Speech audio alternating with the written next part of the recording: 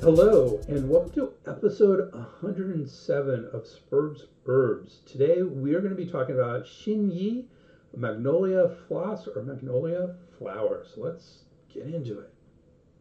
Today we're going to be looking at another single Chinese herb, Xin Yi, Magnolia Flos, or Magnolia Flower. This herb is in the Chinese medical subcategory of warm acrid herbs that release the exterior under the category of release the exterior herbs. It is helpful for certain types of colds and helps nasal conditions. Keep that in mind because we're going to be talking about that. And we're going to discuss, as our little something different, phantasia, aphantasia, and hyperphantasia. If you haven't heard these terms before, we're going to get into them because they're interesting. Please stay tuned for another interesting episode. I use the word interesting a lot because it is. Before we do that, I just want you to remind you that we have an amazing special for our courses going on right now. In fact, never done as good a special as this before. If you use them for continuing education, professional development, or just for your own edification, we are offering 50 hours of courses for an unbelievable price. And you get to pick the courses. It's not just, we don't tell you what courses, you get to choose them. Normally, this would cost us $750. However, with special code 50CEUS, 50 CEUs, this is only going to be $325, so less than half the price. Plus, you can get a free signed copy of one of my books. Just pay for shipping and handling. That's up to $70 free. That is a free copy of Integrative Pharmacology, combining modern pharmacology with integrative medicine, or playing the game, a step-by-step approach to accepting insurance as an acupuncturist. Just go to the webpage www.integrativemedicinecouncil.org/CEUS1. That's Integrative Medicine Council and that's council COUNCIL.org/CEUS1. Hope to see you there. All right, so let's get into our little something different today. So it took me over 50 years of life to figure something out. When I was in my late teens, I was very interested in neurolinguistic programming and learned about how people processed information, specifically as auditory, visual, and kinesthetic dominant processors. As an educator, we learned about different ways of learning, including auditory, visual, and kinesthetic learners. So all that was, my mind kind of thinks in those terms to a certain extent. And these have turned out, with further research, to be simplistic. For example, some people need to translate these things into other aspects. So they might take in information visually, but they may translate it into auditory, and that's what they remember, which is kind of how I work to a certain extent. So it can be quite complicated, and there's other aspects too that can play a role. After a lot of schooling, I figured out I learned best by reading and remembering my voice in my head. So technically, I'm an auditory learner, but only my voice. So I needed to read, so visual, translate that into auditory. That's how I learned best. In other words, I needed to translate from the visual into my own auditory to learn. Lectures were fine, but not a great way for me to learn. Just listening to someone else was not ideal. Usually what I had to do to maximize my learning from lectures is take notes and then read those notes back to myself. Then I could learn well, which I was not great. I was never a great note taker, and I was never great at going back over my notes. But when I did, I learned a lot from lectures, and they were fine. I still learned from lectures even if I didn't do the ideal.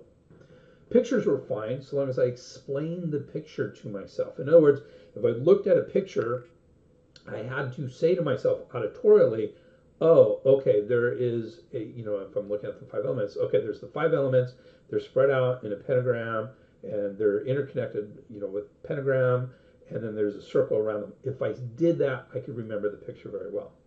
But reading was best. If I could read, then I heard my voice in my head, and I remembered what I read. I interpreted this initially as my being a visual learner needing to translate it into the auditory. Now I think I am a strongly auditory learner and best with my internal voice. So that's where I've landed. However, I am definitely not a visual learner, and we're going to see why in just a second. While I'm good at analyzing and translating visual images, it dawned on me late in life that I do not remember images in my head. Let me reiterate that. I do not remember visual images.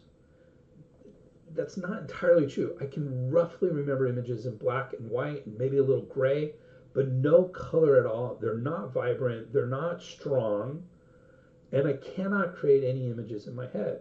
If you ask me to picture a sunset over a lake, I can describe it to you and myself, but I'm not really picturing it. I've seen enough of the components to know what it should look like. In my head, I'm talking to myself. The sun is going to be sinking into the beach as it reflects off the lake water, which is pretty placid because it is lake. There may be a small boat with people fishing, or maybe a motorboat with people water skiing, and therefore not that, the lake won't be that placid. And the sun is probably pretty orange red. Depending on how hot or polluted the air is, the sun may be shimmering. I know all these things because I've seen them and I've put them in my memory, but when I'm describing this, I have no picture in my head. There are no pictures at all. So what does this mean in real life? I'm not great with faces. Not horrible, just not great. I'm very good with voices and placing them. Like if I hear an actor's voice, I will know that actor much better than if I see them, in other words. I do not use images as often as I should in my presentations, and that's something I get dinged on occasionally. I just got dinged on that a week or two ago. I'm trying to do better, but I just don't. I tend to be more factual than abstract, though I definitely do think outside of the box, maybe because I'm not restricted by any images in my head, maybe? I don't know. My memory is excellent when it comes to lots of things, but not everything. I'm a good writer because I think in terms of the written word, though I'm probably not great at writing created visual images. So my favorite genre is sci-fi. I'm probably not great at writing sci-fi. Maybe someday I'll find out. So why am I going on about all of this? It seems very personal. Because a few years ago, which was a few years after I figured out what was going on inside my brain, I found out there's a name for this called aphantasia. It felt really good to have a name for it, realize I'm not the only one who does this, and to get answers and learn more about it. And I want to share this with you, discussing the spectrum of phantasia from aphantasia to hyperphantasia. I'm going to label all these, don't you worry, in just a little bit. So the term phantasia has been increasingly used to describe the human capacity, faculty, or power of visual mental imagery. And it actually comes from, I think, Socrates, a term he used. I think it was Socrates. We're going to see the name in just a minute. So this is the human capacity, faculty, or power of visual mental imagery. So this is our ability to create mental images. Zeman describes this as most of us can readily summon visual imagery to the mind's eye, as when we imagine the look of an apple, the appearance of our kitchen, or the smile of our best friend. It is a spectrum. Some people have trouble with this imagery, others are quote-unquote normal, and some are extremely good with this imagery. These are considered traits like left or right-handedness, and neither extreme is considered a mental health issue. So these aren't mental health issues, though they may be associated with mental health issues. Aphantasia is the marked reduction or absence of conscious, wakeful imagery. According to Bayer, we know this can be congenital or acquired. It can affect other sensory modalities. So any of our sensory modalities, you can have this. There may be a genetic component, as it does seem to run in families. Dreams do not seem to be affected. In other words, our dreams are just as visual. Mine are quite visual. Individuals with aphantasia tend towards scientific and technical fields. And the prevalence depends on the source, with some saying 1 to 3%. That's probably the most common one, common quote that I've seen, though I've seen 2 to 4%, and a Bayer saying 1% with 2 to 6% with dim and vague imagery. So aphantasia is basically the inability to create these visual images in your head. Aphantasia's experience is likely linked to specific disruptions in neural connectivity rather than merely diminished activity. highlighting significant roles for the connections between frontoparietal and visual networks. In other words, there's some wiring in the brain that's not doing what it's supposed to be doing. Notably, alterations in the connectivity of the fusiform imagery node, FIN, which plays a crucial role in visual processing, could be a key factor contributing to the phenomenon. There appears to be reduced autobiographical memory and challenges in facial recognition. So again, we already mentioned the facial recognition. I do think, unless there's strong emotions attached, I do have a reduced autobiographical memory. There may be a link between autism and aphantasia. There's much higher prevalence of aphantasia in autistic patients, and aphantastics, the people with aphantasia, may have some typical autistic traits. The connections are complex and not fully delineated. So this doesn't mean that if you have aphantasia, you're more likely to be autistic. It's the other way around. If you're autistic, you're more likely to have some aphantasia traits. And some of the aspects of the signs and symptoms of aphantasia, those terms aren't really good, it may look like autism, but there isn't any clear back and forth between these at this point. Rob asks, so aphantasia is also in connection with kinesthetics and olfactorics. Yes, they can be. And again, we're still, this term was first coined in 2015, so we're less than 10 years after coining of this term. So there's a lot of research happening, so there's a lot more for us to get to know. But yes, it does seem like it does affect the other sensory modes as well. So yeah, Ralph, I would agree with you, absolutely. Aphantastics have intact spatial imagery, and it may affect future thinking by reducing future event visualization. So I can't picture myself in something in the future. It appears to protect against emotional disorders related to negative imagery such as PTSD and maybe depression, things along those lines. In general, aphantastics are able to adjust to any deficiencies and are able to navigate their lives with little, if any, handicap. There's still a lot to explore with aphantasia, subtypes and individual variants, genetics, neurophysiology, impacts on mental health, the relationships with autism, and impacts on life, learning, emotions, etc. I gotta say, for me personally, when I discovered this, I actually thought, and this is before I knew the term, I'm thinking this is part of my superpower, actually. The idea that I have a really good memory for certain things, really good, like I know much better than the people around me. And I think it's because I'm not, again, this may be in terms of computers, like in computers, having visual memory takes a lot more space than just memory of words. And so I felt like I'm able to remember my words a lot more because I'm not using so much visual memory in my brain. I do not know if that's correct. I don't know, but that's sort of my feeling, like this is why it's good for me personally. So anyways. And that brings us to hyperphantasia. So hyperphantasia is defined as visual imagery as vivid as real seeing. So if aphantasia is the lack of visual imagery, hyperphantasia is like over visual imagery. A buyer says the prevalence of hyperphantasia is approximately 3% of the population. I actually, one of the statistics I said is it might actually be up to 15% of the population. So I think hyperphantasia is far more common than aphantasia. It can also affect other sensory modalities as well. Individuals with hyperphantasia are often occupied in creative professions. There may be a link between hyperphantastics and synesthetics. Synesthesia, I was fascinated with synesthesia when I first heard about this condition. Synesthesia is the tendency to experience involuntary secondary sensory experiences such as seeing colors when hearing sounds. So this is like people who eat ice cream and says, ooh, that tastes like orange.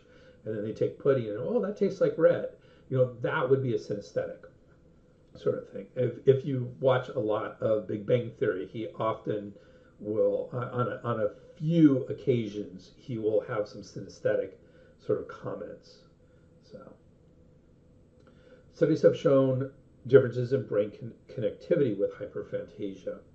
We do not know how to support hyperphantastics with education, professions, and personal development, nor do we understand the effects on the emotions and psychology. It could be because they visualize things so intently that they may be more susceptible to certain kinds of mental health conditions, which I think goes along with some of the popular thoughts of certain artists, and that. So it's kind of interesting, but those haven't been proven yet. But it would be interesting to see those. We're also exploring whether or if there's a connection between hyperphantasia and eidetic memory. So eidetic memory is photographic memory. So there you go. So that's an interesting connection as well. So Zeman says, are aphantasia and hyperphantasia best regarded as disorders or as examples of neurodiversity, non-pathological individual differences in cognition, personality, and behavior? Question mark. A recent study concluded that aphantasia does not affect activities of daily living or mental well-being to the degree that justifies classification as a mental disorder.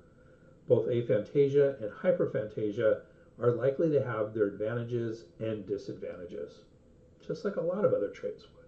Left-handedness, how's that one for those that have its advantages and disadvantages?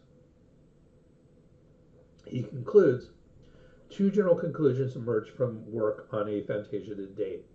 First, conscious sensory imagery is not a prerequisite for human cognition. Aristotle, I said Socrates and Aristotle, which they're related. Aristotle was wrong when he wrote, the soul never thinks without a phantasma. In other words, a vision. Second, creative achievements among people with aphantasia indicate that sensory imagery is not a prerequisite for creative imagination, the richer capacity to represent, reshape, and reconceive things in their absence. I don't think I have any creative deficits. I consider myself quite a creative individual, but just in a different way than a lot of other people. So there you have it. Aphantasia and hyperphantasia, two recent and fascinating human traits. That was a lot, and without further ado, let's discuss today's herb. Today we're talking about Xin Yi, or sometimes Xin Yi. In fact, one of our three textbooks, Bensky, and I think maybe even Brandon Wiseman, they say Xin Yi, but Chen said Xin Yi Hua meaning flower. So there you go. It's from the family Magnoliaceae, so Magnoliaceae. Standard species include Magnolia Bandii Pamp, which in Chinese is Wang Chun Hua, Magnolia denudata, DESR, which refers to the botanist who classified it. In Chinese, this is Yulan. And Magnolia springeri Pamp, same as the biologist who discovered the Bandii. And in Chinese, this is Wudong Yulan. The medicinal part, in this case, is the flower. But I do want to tell you there's a whole other Chinese herb, Ho Po, which is the cortex of Magnolia. And that is a very important herb as well. So in this case, we're just talking about the flower. But there are many medicinal parts to this tree in general. So in English, it means Magnolia flower. Chen say it's either translated as lily flowered magnolia or pungent magnolia flower. So those are all different translations of Xin Yi and Xin Yi Hua. Other names are beaver tree, holly bay, red magnolia, swamp laurel, swamp sassafras, sweet bay, tuhopu, white bay, white laurel, Xin Yi Hua, mentioned earlier, Xin Yin, acrid conductor, whole tao, throat peach, fang mu, house wood, and in Japanese, shini, S-H-I-N-I, and in Korean, sini, S-I-N-I.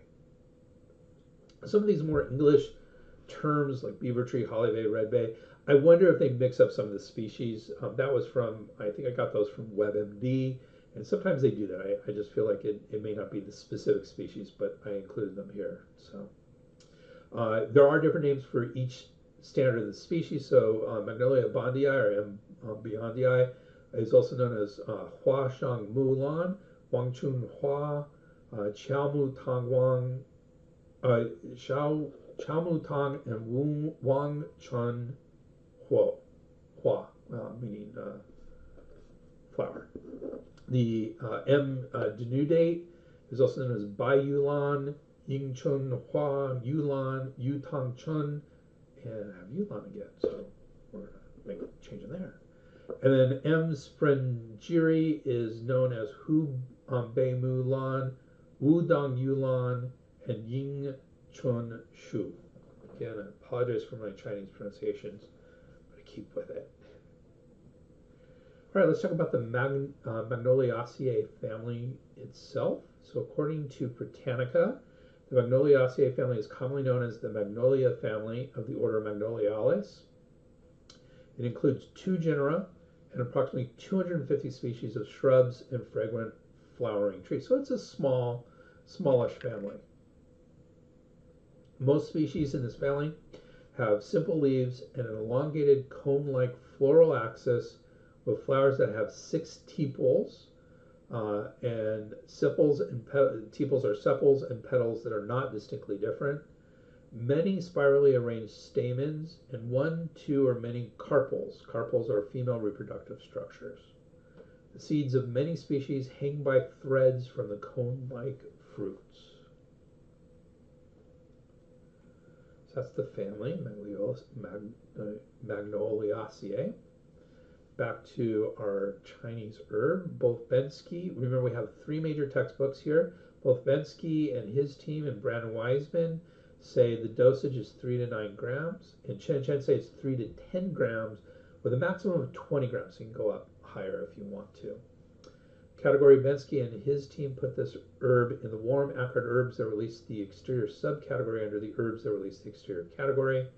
Chen say it is in the wind cold releasing herbs subcategory under the category of exterior releasing herbs. And Brandon Wiseman say it is in the warm acrid exterior resolving medicinal subcategory under the exterior resolving medicinals category. In other words, they all say the same thing. There's no differences, just slightly different translational aspects for the categories and subcategories. And all 3 of our textbooks agree, which is a rarity in and of itself, that this herb is acrid, warm, and enters the lung and stomach. So having that degree of agreement is unusual. But we're going to see why maybe on our next slide, which is the history. So both Bensky and his team and Chen say the original source of this herb is the Shendong Ben Sao Jing, Divine Husbandman's Classic of the Materia Medica in the 2nd century CE. So this is the oldest existing book on individual herbs. So if an herb is in this book, it means it is amongst the oldest of the herbs in the Chinese Materia Medica. So that's a big aspect, and because it's so old and established, that's probably why all 3 books agreed on its traits. So we have now discussed this category and subcategory of herbs several times during our adventures examining Chinese herbs. Today, rather than quoting Bensky at all, let's look at what Chen and Chen have to say about this category of herbs. Substances that release the exterior act to dispel pathogenic factors from the external and superficial parts of the body. The term pathogenic factors describes normally benign environmental factors such as wind, cold, or heat that have combined to disrupt normal physiological functioning and express themselves in the form of wind cold and wind heat. With drastic or sudden changes in the weather or with a decline in health or immunity, these factors commonly attack the exterior or superficial parts of the body, that is, the skin and muscle layers. Therefore, an exterior syndrome refers to a condition characterized by wind cold or wind heat attacking or invading the skin and muscle layers of the body, causing symptoms and signs such as aversion to cold, chills, fever, headache, muscle aches and pain, the inappropriate presence or absence of perspiration, and a superficial pulse. The herbs in this category stimulate immune response, alleviate pain, regulate body temperature, and induce perspiration. They are often used to treat common colds, influenza, and complications of complex internal disorders. Clinically, exterior-releasing herbs fall into two categories to address the problems of exterior wind cold or exterior wind heat syndromes. Dispel wind cold. 1. Dispel wind cold. These herbs are generally acrid and warm in thermal property. They induce perspiration, dispel wind cold from the exterior, promote warming and relaxation of the skin and muscle layers. And 2. Dispel wind heat. These herbs are commonly acrid and cold in thermal property. They dispel wind heat to relieve fever and pain or inflammation in the throat, eyes, and skin. Herbs from both categories are generally used in the treatment of common colds, influenza, bacterial infections, asthma, coughing, wheezing, measles, chest congestion, nausea, vomiting, edema, arthritis, and eye disorders. Herbs that release the exterior may also serve multiple purposes: to regulate chi circulation to relieve pain, relieve wheezing and dyspnea, dissolve phlegm, promote the eruption of measles, relieve nausea and vomiting, regulate water circulation and eliminate dampness, and brighten the eyes. Accurate differential diagnosis of the external pathogens and the degree to which it has penetrated is of vital importance. Treatment of wind cold and wind heat can be significantly different. Furthermore, it is important to determine the basic underlying condition of the patient prior to prescribing any herbal formula. Pre-existing constitutional deficiency or chronic illness may require the addition of tonics to enhance the overall therapeutic effect. However, tonics must not be used alone or casually in the presence of an exterior condition, as this will only send the pathogenic factors deeper into the interior of the body, thus complicating the illness. Cautions and contraindications. Many herbs that release the exterior do so via inducing perspiration. Overdose, prolonged use, or inappropriate use of these herbs will consume qi and body fluids, resulting in qi deficiency, dryness, and or yin deficiency. Therefore, they should be used only when necessary. Furthermore, intake of these herbs should be discontinued immediately when the desired therapeutic results are achieved. Herbs that release the exterior should be prescribed with caution for individuals who have a deficiency of qi, yin, blood, or body fluids. Exterior releasing herbs should be used with caution in patients with an exterior condition accompanied by sores and abscesses, Lingjung or dysuria syndrome, that's trouble urinating, or bleeding. Processing. Many herbs that release the exterior are aromatic and contain volatile essential oils. Cooking these herbs for a prolonged period of time causes evaporation and destruction of many active constituents.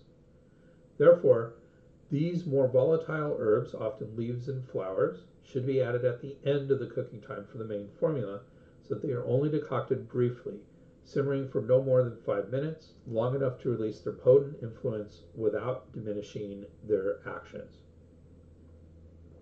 The practice of adding the herb at the end of the cooking process is referred to in this text as post-decoction.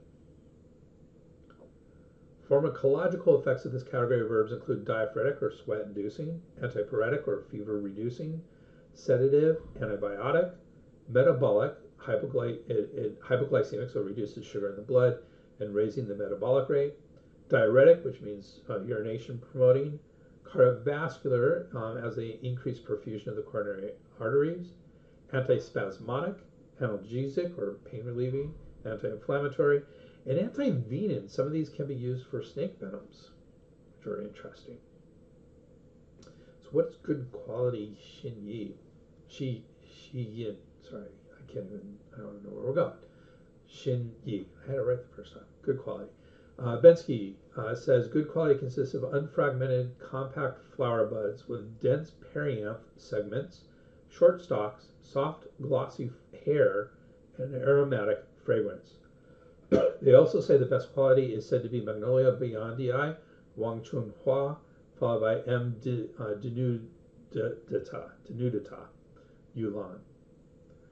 Chinese medicinal identification and illustrated approach by Zhao and Chen says Xin Yi has an elongated oval shape.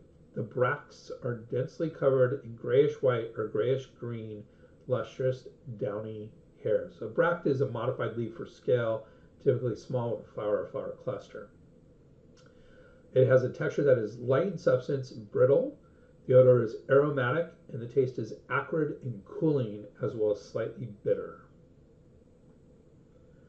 They continue to say superior medicinal material consists of flower buds that have not split. They are intact, tight, and have a potent aroma, and lack branches and stems. They also discuss the feature of the brush head, or malbito, refers to the elongated oval shape of the Xin Yi and the fact that its surface is covered in long downy hairs, giving an appearance similar to the head of a calligraphy brush. So that's what that's called in Chinese. So what does it do? What are its Chinese medical actions? So according to Bensky and his team, Xin Yi expels when cold and unblocks the nasal passages for nasal obstruction or congestion, nasal discharge, lack of smell, sinus problems, or related headache. While primarily used for problems due to wind cold, it can also be used for any nasal or sinus condition with other appropriate herbs. So we're really starting to see why this herb is used in Chinese medicine. It's mostly about the nasal passages. Chinese medicinal identification illustrated approach says it disperses when cold and opens the nose. Chen say it dispels when cold. Nasal obstruction due to wind cold. Xīn Yí Flos Magnolia has a rather mild function of dispelling exterior wind cold. It is most effective for opening nasal obstruction and draining nasal discharge caused by wind cold. Nasal obstruction and clear nasal discharge from wind cold, and wind cold attacking the lung and stomach with continuous, clear, watery nasal discharge. That's all under dispels when cold.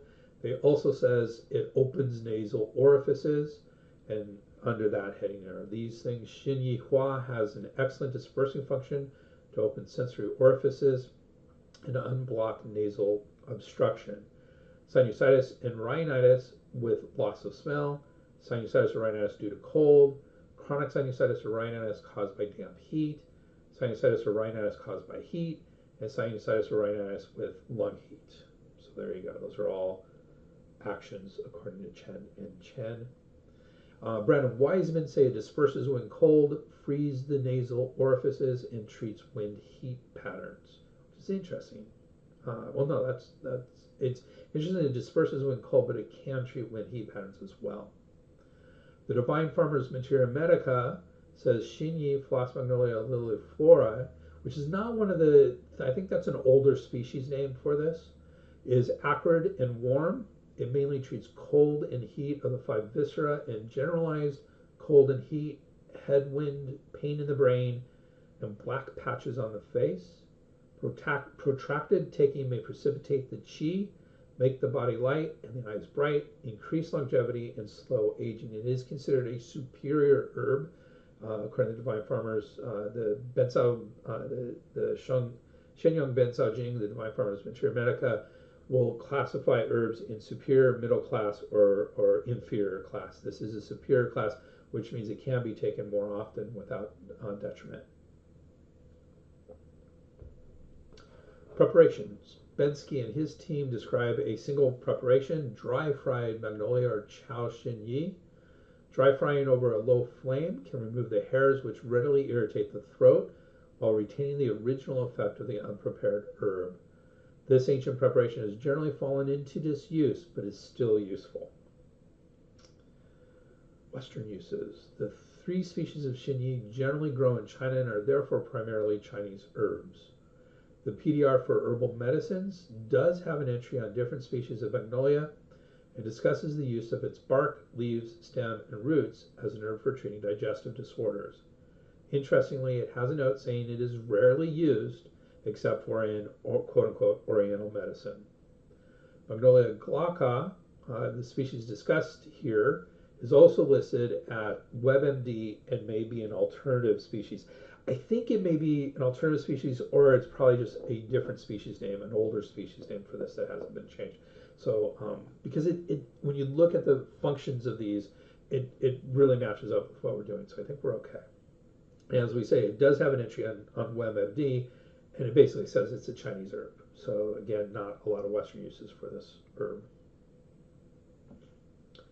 let's talk about Xin Yi commentary. So Bensky et al., as usual, has an excellent commentary on this herb. Light in nature, but not very good at releasing the exterior, Xin Yi Hua unblocks the nasal orifice through its ability to enter the lung channel and expel pathogenic wind. By also entering the stomach channel, it can lead the clear yang qi in the stomach upward to reach the head and brain and thereby stop headache. For wind heat type nasal obstruction, this herb should be combined with cooling herbs such as Scutellaria radix huangqin, Morifolium Xīn and Mentha haplocalycis herba boha. That's field mint, one of my favorite herbs. Seeking accuracy in the Materia Medica, the Ben Sao Qiu Jian, written in 1773, elaborates on the effects of this herb. Specifically enters the lungs, acrid and warm with floating qi.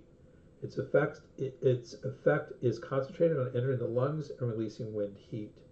The reason for this is that a person's nasal breathing communicates with heaven, and the lungs open into the nose as their orifice. When wind heat transfers into the brain, then the nose has profuse and continuous nasal mucus.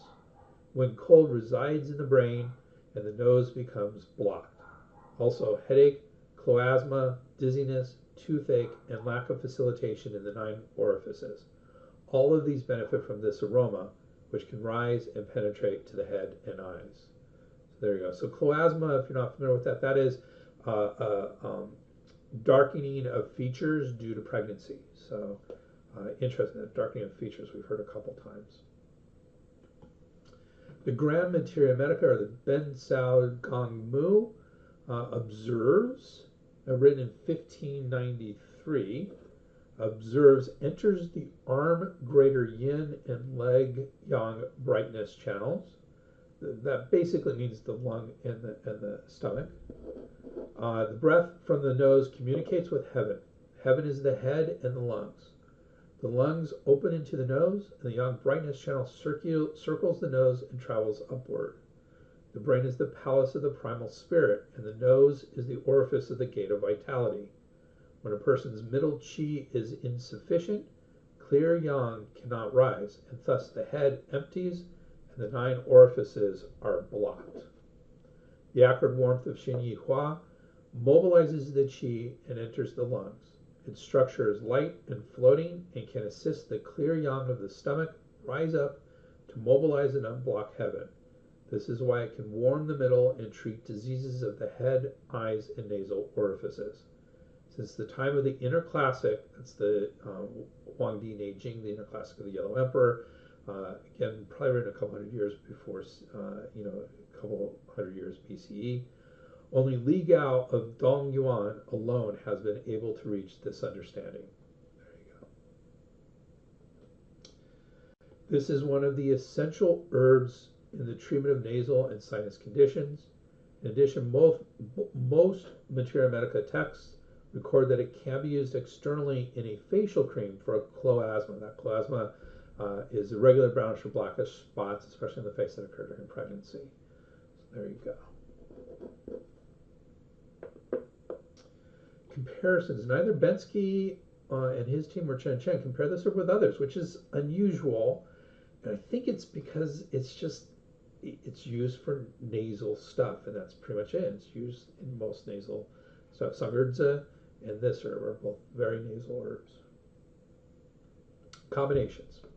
So Bensky and his team discuss 2 combinations of this herb with others.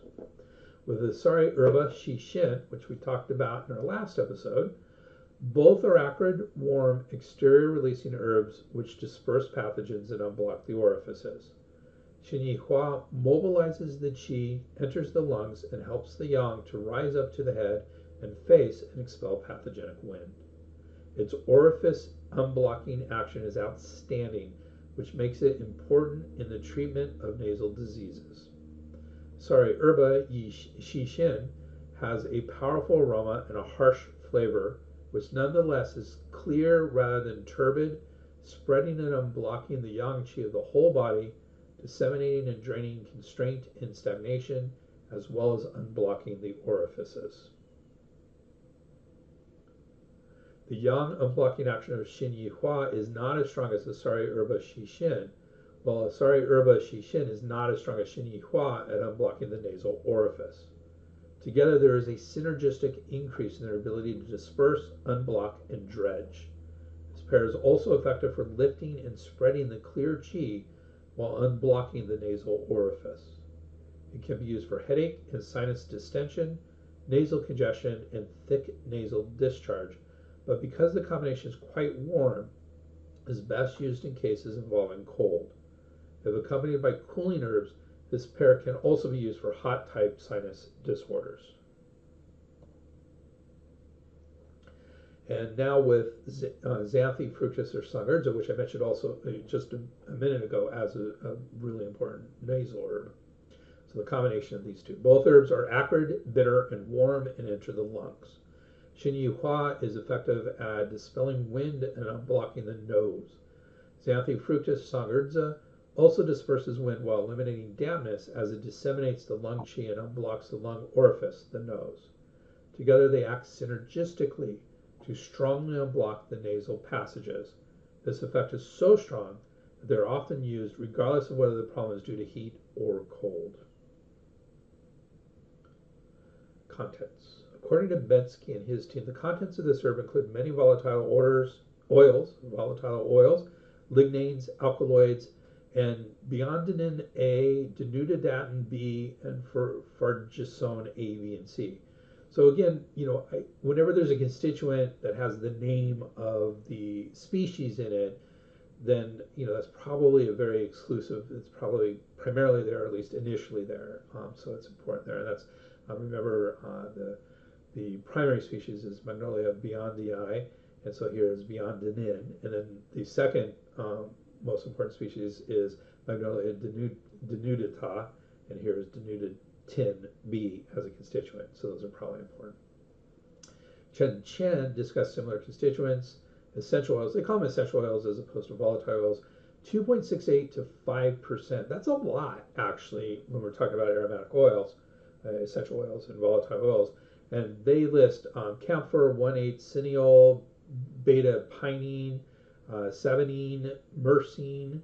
It has lignans, which we already mentioned, and it also has pinoresinol bimethyl ether, lirioresinol, there we go, lirioresinol bimethyl ether, magnolin, fergesin, sesamin, eudesmin, D-cochlorurine, D-reticulene, eucerin, and rutin. I gotta say, when I was, should I put these in or not? And I'm like, I'm gonna make myself trip up on these, so I put them in. So, yeah. Ralph says, does it not make nasal inflammation stronger, so can use in these cases? Yes, you can absolutely use it in the cases. It does not. It actually helps nasal inflammation, absolutely. Okay, the science here. According to Chen, the pharmacological effects of Xin Yi includes effects on the nasal mucosa and being antihypertensive, analgesic, uterine stimulant, and antibiotic. They also discuss a couple of clinical studies looking at sinusitis with positive results. One study of 46 patients using a formula containing Xin Yi, again, smallish. We like to say at least 30 to 40 patients before we can start applying population statistics to a study. So 46 patients, just above that threshold, so small. Two studies looking at sinusitis and rhinitis. So sinusitis is inflammation of the sinuses, rhinitis is inflammation of the nose. One had 120 patients who were all given Xin Yi, and those with wind cold were also given Huoxiang or Herba agastache, and those with wind heat were given Huai Hua or Flos Sephora. So there you go. I like that it made a distinction between wind heat and wind cold. 120 patients is interesting. But here's the other one. The other had 2,450 patients. So this is a good size study. Given intranasal, so sprayed into their nose, and intramuscular injections of Xin Yi. So Interesting. We can't, in most states in the United States, in fact, the mass majority, I think there's 4 or 5 states that allow injections. And I would assume most developed nations don't allow injections. So probably not a use that we're going to use a lot of, but interesting intranasal, you can like spray it into the nose itself. Drug-herb interactions. One in vitro study showed Xin Yi had moderate cytochrome P450-3A4 inhibiting effects. Remember, this is one of our 4 main risk factors for drug-herb interactions, and when it affects the subtype of cytochrome P450 of 3A4, more drugs are metabolized by 3A4 than any of the other types of cytochrome P450. So when 3A4 is involved, it's more likely to cause a drug-herb interaction. So we are concerned about a potential drug-herb interaction here. However, in this study, if I remember correctly, they did a small in vivo aspect to the study where they actually tried this in mice and found no inhibition of 3A4. So I put it as D level evidence, lowest level of evidence. It's not clinically supported, something to be aware of, but may or may not be an actual issue. There does not appear to be any P-glycoprotein interactions with Xin Yi in the literature. The American Herbal Product Association's Botanical Safety Handbook puts this herb in interaction class A, herbs for which no clinically relevant interactions are expected. So that's their highest level. They're least likely to have drug-herb interactions. Let's talk about concerns. Sabensky and his team note several concerns with Xin Yi. Under the heading of cautions and contraindications, they say contraindicated in cases of fire from yin deficiency. Under the heading of traditional contraindications, they say its acrid, aromatic, piercing, and mobilizing nature makes it forbidden in Qi deficient patients with exposure to wind cold causing nasal congestion. Those patients with headache from blood deficiency with accumulated fire or toothache from stomach fire who take it will become worse. The hairy texture of the floral envelope can enter the lungs and cause cough. And this is from quoting from Harm and Benefit in the Materia Medica of Ben Sao Hai Li by Ong Huan, written in 1893. Bensky continues under traditional contraindications. Chen Shi Duo notes, acrid dispersing substances, if used excessively, will injure the true qi. They can be used temporarily, but not for an extended period. In summary, once the illness is expelled, then stop using the herb. Do not be tempted to repeatedly apply it just because of its great efficacy. This caution is not limited to Xin Yi. So there you go. Under the heading of toxicity, Bensky and his team say, oh, I think I may have gone over one. Yeah, okay. Under the heading of toxicity, they say the herb may stimulate the uterus. Here, let me go to the iPad real quick. There we go. May stimulate the uterus and should be used with caution during pregnancy. It has a strong vasoconstrictive action on the nasal mucosa and must therefore be used with care in the treatment of problems with atrophy of those tissues. Symptoms of overdose include dizziness, red eyes, thirst, and dry nose. Although rare, allergic reactions have been reported with such symptoms as generalized itching, nausea, anxiety, and chest discomfort. If any of these symptoms appears, the use of this herb must be stopped. And Shen Chen also has some cautions and contraindications about this herb. Xin Yi Hua should be used with caution in patients with yin deficient, fire, or liver yang rising. Finally, Brown Wiseman says it is contraindicated in yin vacuity with effulgent fire, and the American Herbal Products Association's Botanical Safety Handbook puts this herb in safety class 2B, which states not to be used during pregnancy. So generally pretty safe, just don't use it during pregnancy. There we go. We got through it all well. Thank you guys for being here. In summary, today we looked at another single Chinese herb, Xin Yi, or Xin Yi Hua, Flos, Magnolia Flos, or Magnolia Flower. Another warm, acrid herb used to treat colds and primarily used to treat nasal complications. As usual, we explored all the intricacies of this herb as well as an explanation of its category and found out there are some concerns about this herb, though it is safe if used properly. Also, we looked at something a little different, specifically aphantasia and hyperphantasia. It's relatively new. I hope you guys found that interesting. And that was another terrific exploration of a very helpful and important herb. In our next episode, we will explore another Chinese herbal form. Oh, no, we will not be. What will we be doing in our next episode? I forgot to update this page. Oh my God, I am so bad. But let me tell you what we're going to do in a month. When we do our next episode, or 2 weeks actually, when we do our next episode, if I can pull it up, I will be happy to tell you what we're going to be doing. In the meantime, I'd like to thank you very much for being here today. And here we go. Things are coming up now, slowly, but they're coming up on my computer. There we go.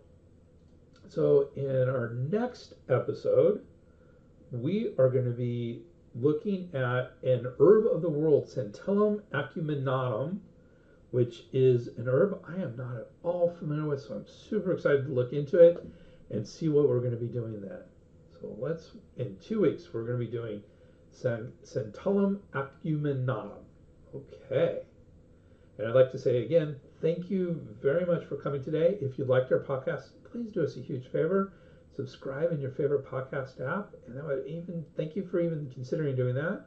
And don't forget our amazing continuing education deal, over half off, and get a free book at www.integrativemedicineCouncil.org/CEUS1, CEUS1. You can always get in touch with me at Dr. Greg at spurbsherbs.com or at our website, www.spurbsherbs.com. That's SPERBSHERBS.